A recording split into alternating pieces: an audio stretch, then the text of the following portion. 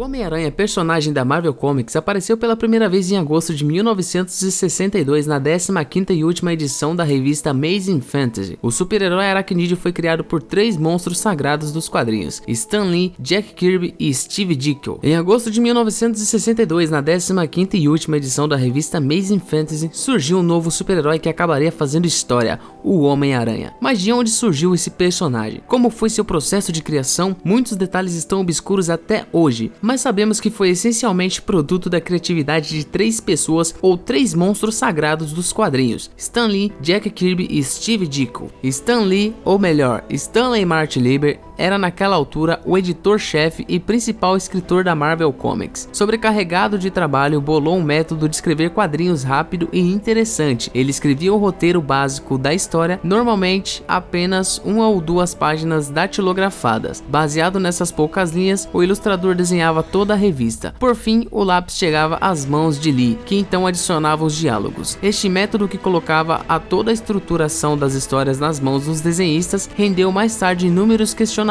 sobre qual teria sido a real participação do então editor-chefe na criação dos personagens da Marvel Comics.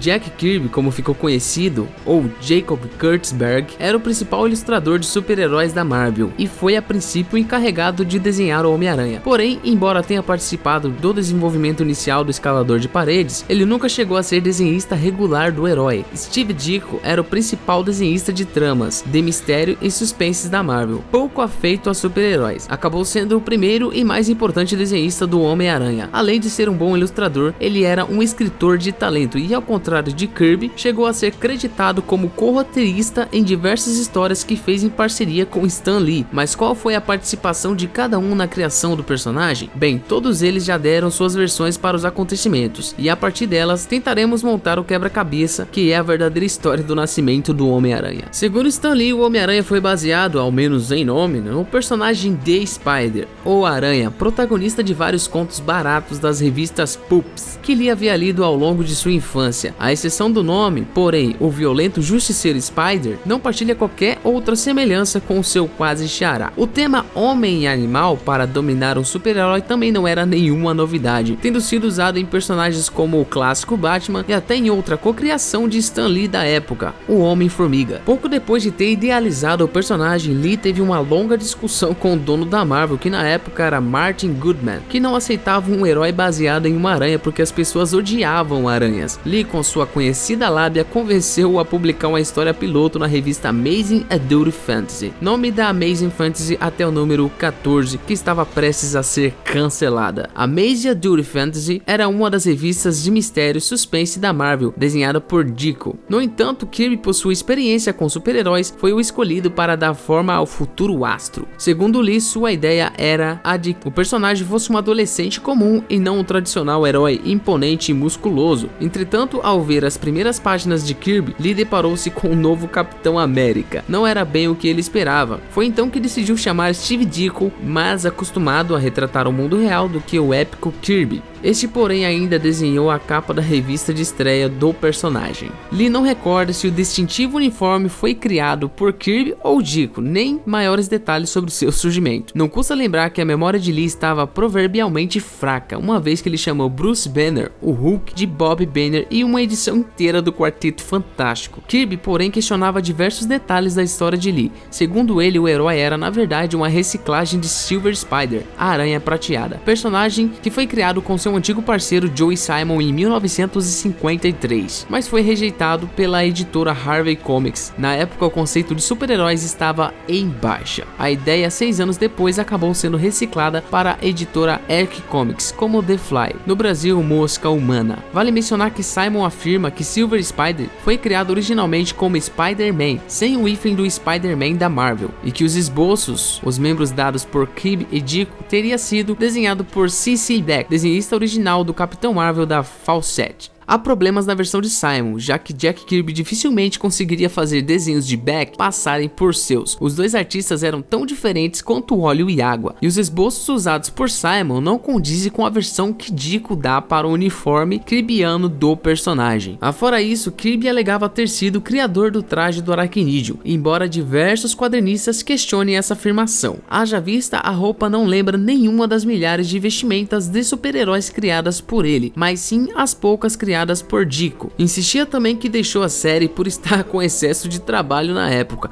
Era o responsável por séries como Quarteto Fantástico, Hulk, Thor, Homem-Formiga e numerosas HQs de monstros da Marvel, porém teria desenhado algumas páginas que serviriam de base para a versão de Ditko. Várias das afirmações deste notável autor são válidas, mas sua memória costumava ser tão frágil quanto a de Lee. A solução de tais mistérios ficaria por conta do recluso Steve Ditko. Avesso a entrevistas, ele se absteve de comentar sobre o assunto durante anos, mas o artigo publicado em 1990 lançou nova luz sobre o assunto. Ditko confirma que Kirby foi efetivamente o primeiro ilustrador designado para a revista, mas saiu por motivos ignorados. Conta ainda que o conceito original era o de um garoto que adquire superpoderes e corpo de adulto, graças a uma espécie de anel mágico. Fora um desenho abstrato no peito, nada no traje do herói criado por Kirby lembrava uma aranha, embora ironicamente guardasse semelhanças com o visual do Capitão América, o que estaria de acordo com a versão de Lee. O protótipo de herói carregava uma arma de teia na cintura, bem diferente dos discretos lançadores de teia que Ditko propôs. O visual de Kirby, baseado em um desenho de Ditko, podia ser visto em outra seção deste livro, e é realmente um design muito mais kirbiano do que o uniforme tradicional do Homem-Aranha.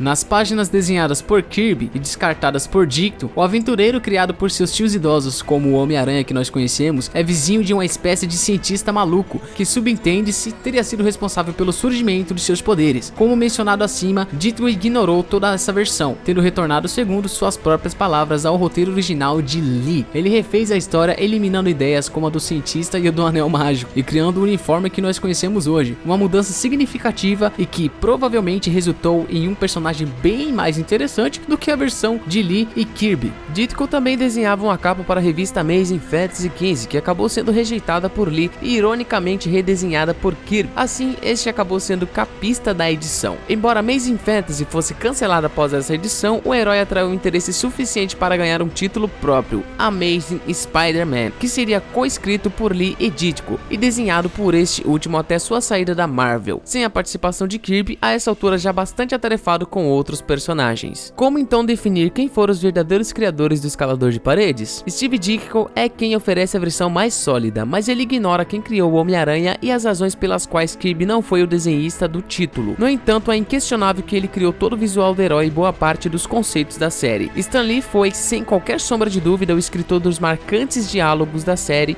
e teve no mínimo uma grande participação no roteiro de suas primeiras histórias. Mas e Jack Kirby? Embora o rei tenha tido uma importância imensurável na criação da maior parte dos astros da Marvel, sua participação na criação do Aracnídeo é muito pequena, mesmo considerando que o conceito original tenha realmente sido baseado no Silver Spider que ele fez com Simon. Ele foi transformado por Lee e principalmente Ditko em algo bastante diferente, e é esta versão que povoa a imaginação dos leitores há quase 40 anos, a de Stan Lee e de Steve Ditko. O adolescente tímido, sem recursos financeiros e com superpoderes, já era sucesso nos Estados Unidos e estreava no Brasil 2 anos depois dos primeiros personagens da Marvel chegarem por aqui, 1969, pela EBAL. Os textos que apresentavam o personagem aos leitores, publicado na contracapa da revista, era bastante formal, como de costume, e a tia do personagem foi rebatizada como Tia Maria, como pode-se ver nos seguintes trechos selecionados. Peter Parker era apenas um recém-nascido quando perdeu os pais. Seus tios Ben e Maria o adotaram, dispensando-lhe todos os cuidados para torná-lo feliz e bem formado. Quando Peter concluiu os preparatórios, ingressou na universidade pensando em tornar-se um cientista. Certa vez, algumas aranhas sob contaminação radioativa escaparam do laboratório da universidade. Antes que todos os aracnídeos fossem recolhidos ou destruídos, um deles picou a mão de Peter, que chegou a se julgar irremediavelmente perdido. Mas com o passar dos dias, o jovem nada sentiu de extraordinário, então começou a perceber que algo fenomenal estava se passando com ele. Suas mãos pareciam ter adquirido uma estranha aderência às superfícies lisas, permitindo-lhe até escalar paredes verticais. Era como se fosse uma aranha humana, com todos os poderes de um verdadeiro aracnídeo. Nesse estado, Peter possuía a força descomunal de um inseto proporcionalmente ao seu tamanho. Além disso, podia lançar teias ou até mesmo se jogar de grandes alturas sem se machucar, sem sofrer nenhum dano. Quando Tio Ben foi morto por um assaltante que invadiu a casa para roubar, Peter e Tia May ficaram sós e sem meios de subsistência. Então, o jovem imaginou exibir-se em palcos para ganhar dinheiro honestamente. Mais tarde, revoltado com a crescente onda de crimes que varria a cidade e também porque o Tio Ben foi uma vítima de um criminoso, Peter Parker decidiu lutar contra os malfeitores. Assim, imaginou um traje que passou a usar sobre as suas vestes, adotando o cognome de O Homem-Aranha. Sob essa identidade, tornou-se temido. Inúmeras vezes o Homem-Aranha tem colaborado com as autoridades, salvando vidas em perigo, lutando contra o submundo do crime ou usando sempre seus poderes para o bem. A primeira revista de linha do Homem-Aranha no Brasil foi publicada pela Ebal, a primeira editora brasileira a apresentar os heróis Marvel. A série durou 70 edições publicadas entre abril de 1969 e janeiro de 1975. A série foi publicada em formato americano, 18 cm por 26 cm, e impressa em preto e branco. Após vários anos de publicação pela Ebal, o título do Aranha passou a ser publicado quase sem interrupção pela Block Editores, desta vez em formatinho 13,5 cm por 20,5 cm, uma novidade para a época, e em cores. Essa segunda série durou 33 edições, publicada entre maio de 1975 e janeiro de 1979 até dezembro de 1976, edição 20. A série foi mensal, passando a ser bimestral em 1977, por apresentar uma proposta diferente da série anterior, formato e cores. Bom galera, essas foram as curiosidades a respeito do Homem-Aranha, como ele surgiu, por que ele foi criado, e agora vocês sabem quase